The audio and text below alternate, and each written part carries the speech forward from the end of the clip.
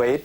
I say also Vietnam invade, but I got to give a credit to the Vietnamese army, because without them, the Khmer Rouge would kill more and more Cambodian people.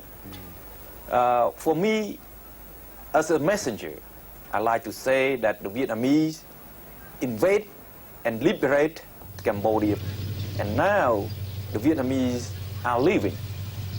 We, the Cambodian people, want to hear that the world try to prevent the return of the Khmer Rouge. These were among the last Vietnamese troops to leave. They have trained a Cambodian army and militia which have none of the combat experience of the Khmer Rouge and none of the arms and supplies provided by China and the West. From 1953 to 1970, Cambodia didn't have enough soldiers, didn't have enough weapons.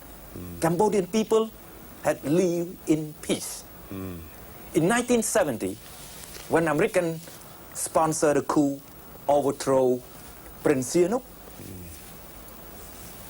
Cambodia received plenty of assistance from the West, especially from American, including with the help of B-52, of jet Phantom, tank, modern weapon. Every time more gun into my country, always more suffering, more killing.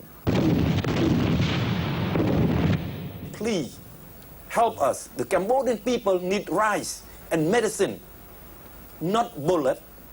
This is the United Nations in New York. Only one country is denied a seat in the world community, Cambodia. Instead, the people of Cambodia are represented here by something called the Coalition of the Government of Democratic Kampuchea. But this is an illusion. It's not a coalition, it's not a government, it's not democratic, and it's not in Kampuchea. It's a cover behind which Pol Pot and his defunct regime are allowed to represent their victims.